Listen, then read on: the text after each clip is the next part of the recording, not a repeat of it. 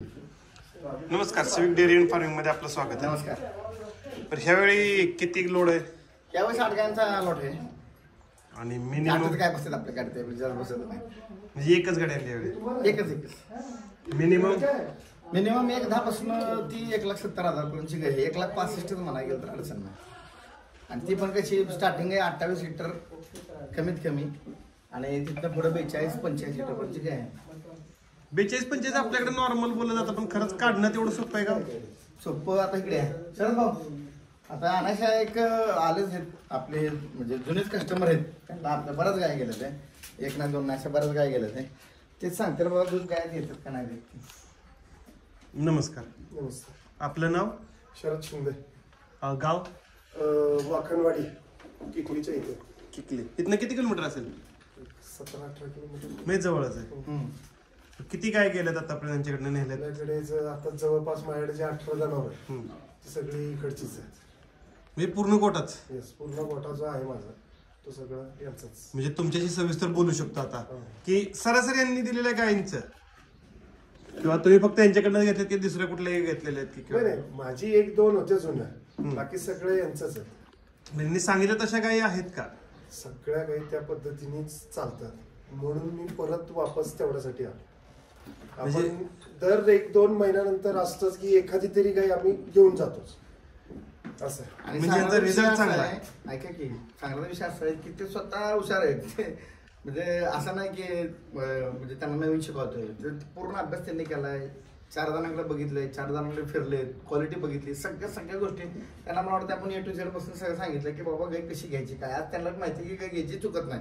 त्यांनी कुठेतरी काय घेतली तर त्यांची गाय चुकणार नाही आजच्या कंडिशनला तरी. म्हणजे त्यांनी थोडं विकासने तुम्हाला एवढं शिकवलंय की त्यात कसं होतं माहिती का, एक तर त्यांच्याकडे आम्हाला बरंच काही शिकायला मिळतंय की घेताना काय बघितलं पाहिजे. एक गायची क्वालिटी म्हणजे ब्रँड जर बघायचं असेल, ब्रीड, तर तिची स्किन बघितली पाहिजे, ती कशी आहे, त्याचा ठेवण कशी, हे पण सगळ्या गोष्टी असतात. आणि कसं झालंय, आम्ही आज नाही, आता जवळजवळ माझं दीड वर्ष झालंय.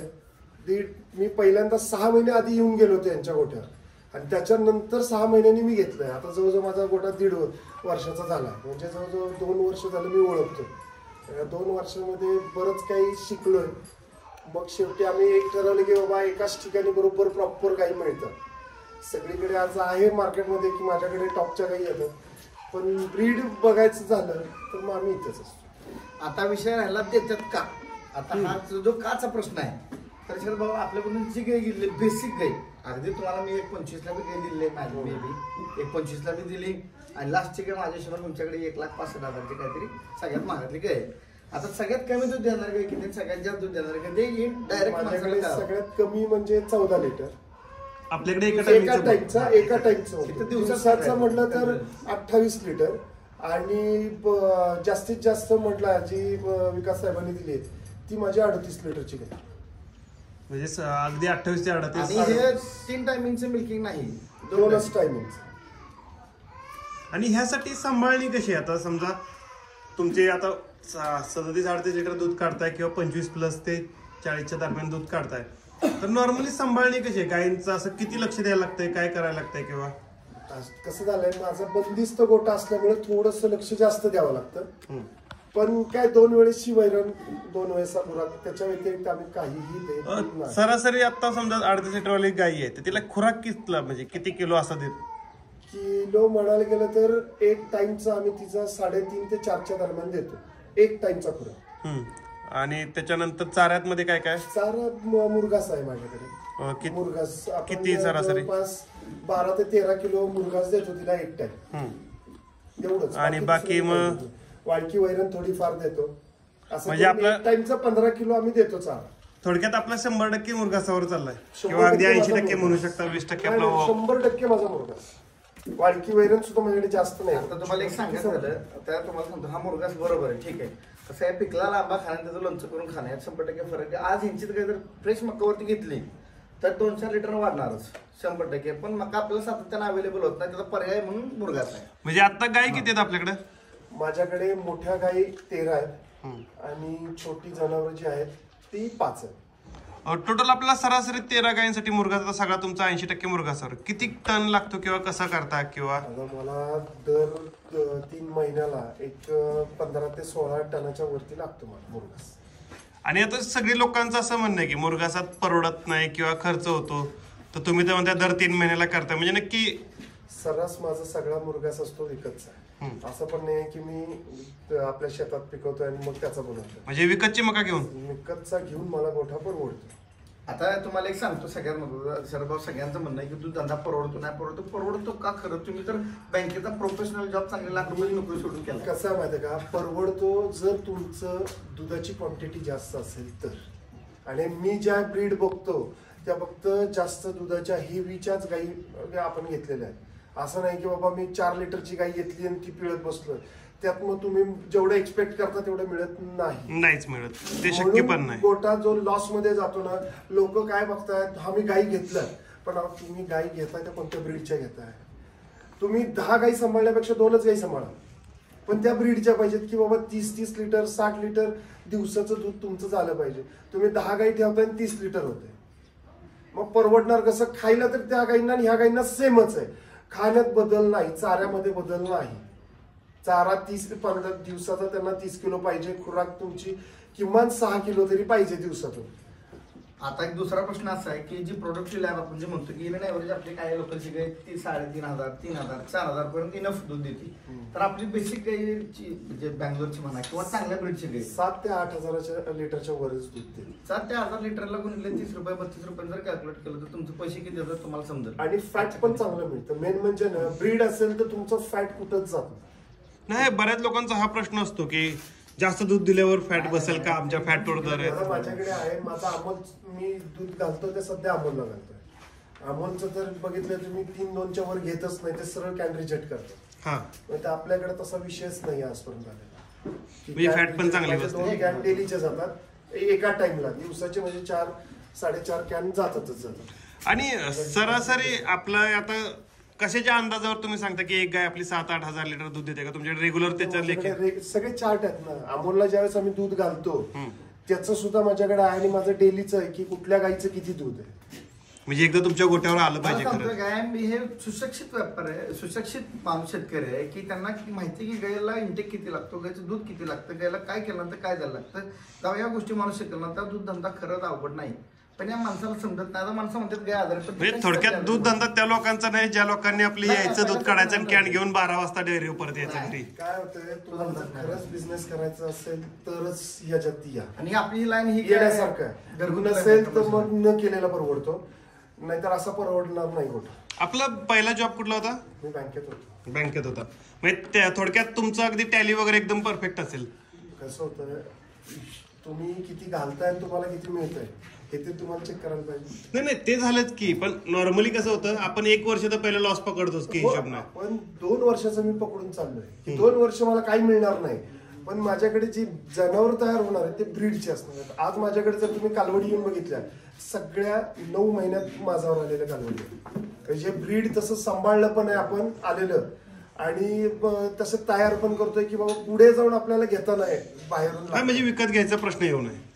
म्हणजे सरासरी एक ऍव्हरेज आता जर तुम्ही काढला असेल तर गायला किती टक्के प्रॉफिट किंवा किती खर्च, किंवा एका बेसिक गायचा एवढा खर्च आणि एवढं दूध आल्यावर 100 मध्ये बाबा एवढं प्रॉफिट राहतंय आपल्याला तुमच्या हिशोबाने. साधारण माझं दर 10 दिवसाचं बिल आहे 21. तर त्यातला माझा जो खर्च होतो गड्यासहित धरून सांगतो 50 ते 55,000 रुपयेपर्यंत माझा खर्च जातो. बाकीचा माझा सगळा शिल्लक राहणारा पैसा.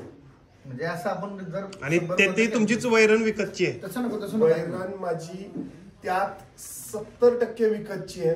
थोडा हत्ती घास असतो आहे माझ्याकडे, थोडी मका असते, पण माझ्या इथे कसं आहे की डोंगराळ भाग आहे त्यामुळे डुकरांचं प्रमाण जास्त आहे. जेवढी मी लावतो त्याच्यात निम्मच धरतो की बाबा मला निम्मीच मका मिळणार, कारण ते नासच करतात सगळे. त्यांचा हिस्सा ते घेऊनच जाणार. मला सांगायचं शरद असं की 100 रुपये आपण कमवले तर 100 मध्ये तुम्हाला 40% राहतात, 50% राहतात का 60% राहतात.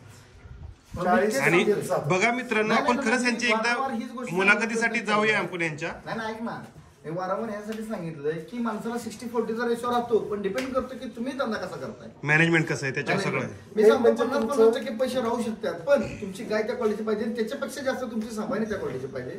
तर त्याच्यासाठी काय आहे? आणि मेन म्हणजे काय, त्यात अजून माझा मुक्त गोटा नाही.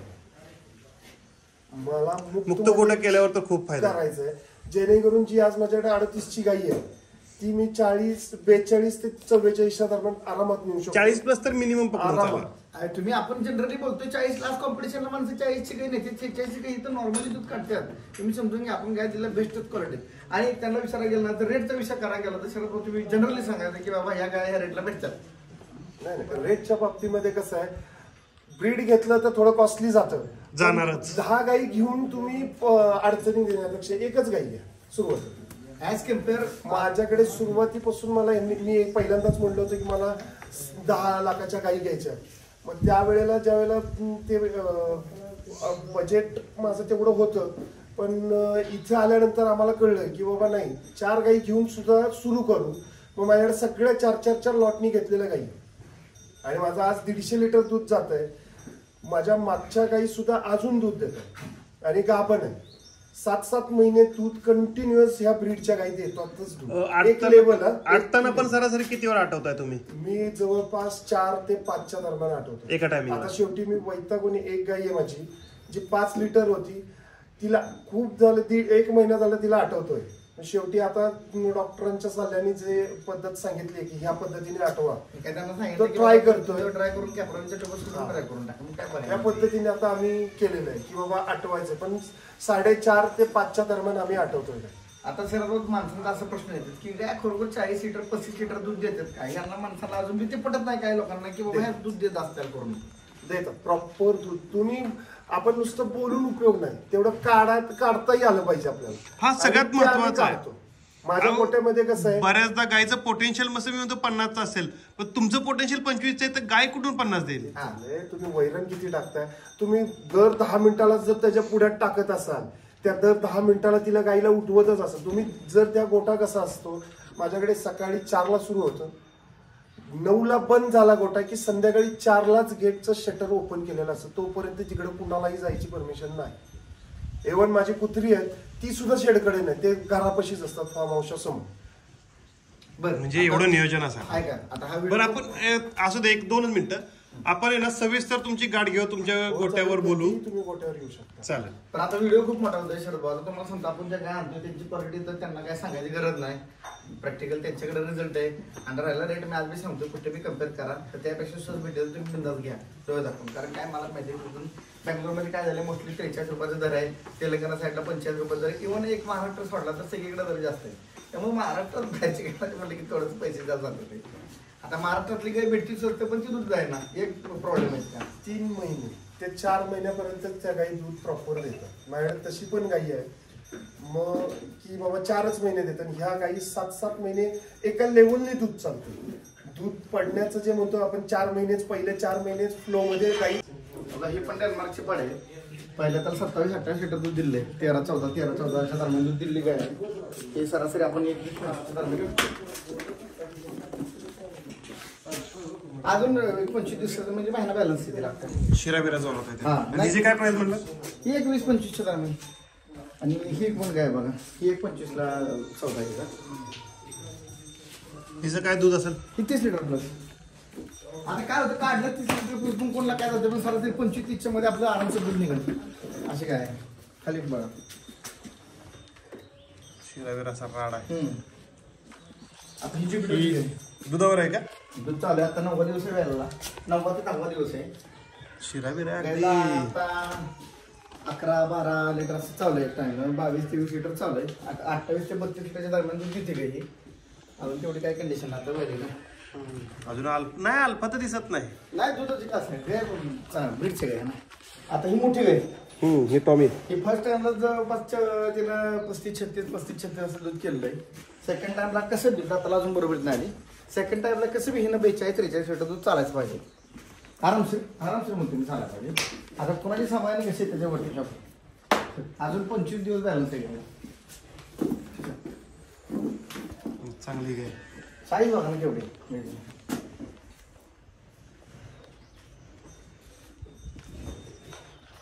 ही पण त्या दरम्यानचे 30 ते 35 लिटरच्या दरम्यानची गाय मधली.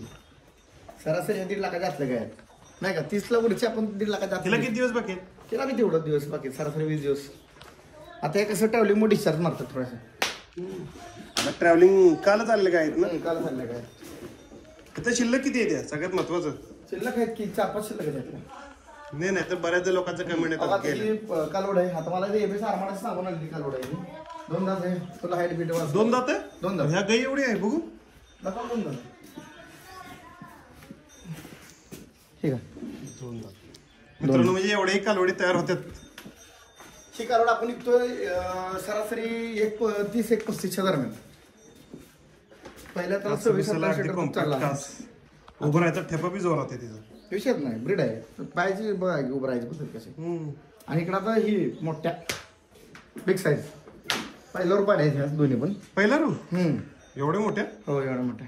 ही लोकल सिमेंट आहे का त्यांचं. कुठलं ही लोकल नाही CRI मसुरीची आहे ती. अरे मसुरी पंजाब मध्ये खूप फेमस होती ना मागच्या ह्याच्यात. मसुरीची आहे CRI. सिमेंट भेटत नव्हतं मसुरीचं मला वाटतं. आणि ही WWE स्टॉकीच आहे. ताकती बघा की ताकदीमध्ये गाईवर बसून जायला मला एवढंच भयानक आहे ती. समोर बघा तुम्ही. हे दाताला किती. 4 दात. नाही एवढी ताकद एवढी हाईट म्हणलं ते 4 दात आहे. ती पण 4 दात आहे. दोन्ही पण 4 दात. ते पलीकडची WWE स्टॉकीच आहे. हा ऍक्च्युली काय CRI मध्ये बी स्टॉक घेतो WWS मध्ये बी स्टॉक घेतो. पण ह्याची स्किन बिन बघायला नेक्स्ट लेवल. एकदम नेक्स्ट लेवल आहे. चांगलं आहे. आता ह्या गाय सरासरी 50-60च्या दरम्यानच्या आहेत. ह्यावेळी मित्रांनो व्हिडिओ खूप मोठा झालाय कारण त्यांच्याशी माहिती मिळायला लागली म्हणून आपण त्यांच्याशी बोलत होतो.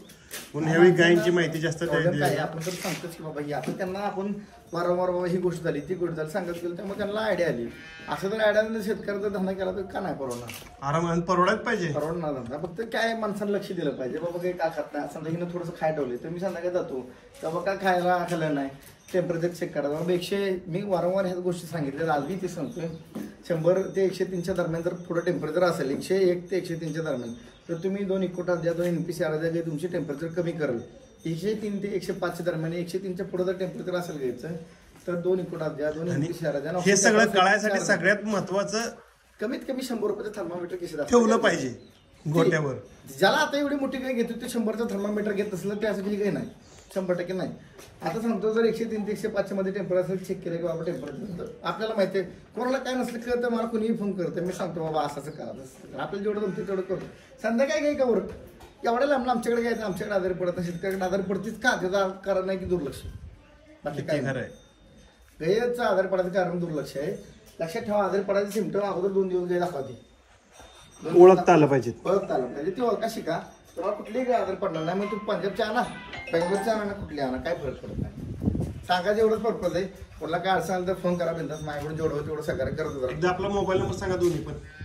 74 20 99 21 47 आणि 98 90 49 28 43. आणि ऍड्रेस पण सांगा. लय दिवस झाला पण कंपोस्ट आंबोडे तालुका कोरेगाव जिल्हा सातारा.